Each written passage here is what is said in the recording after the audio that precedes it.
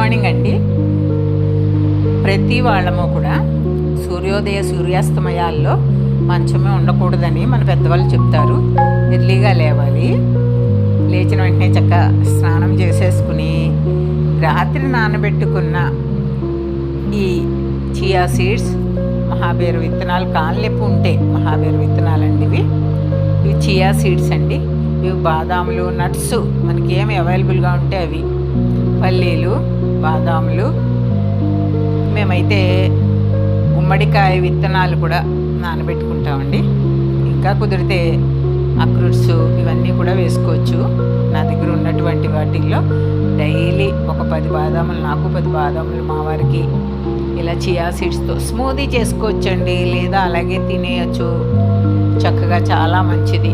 ఇలాగే హాయిగా పొద్దున్నే ఇలా ప్రకృతిని చూడడం కూడా నాకు చాలా ఇష్టం. చక్కగాను వర్షం పడుతోంది, నేలంతా చల్లగా ఉంది, వాతావరణం హాయిగా ఉంది. ఎండలు తగ్గి ఇప్పుడిప్పుడే వర్షం పడుతున్నాయి కదా అక్కడక్కడ. వెరీ వెరీ గుడ్ మార్నింగ్ అండి మీ అందరికీ.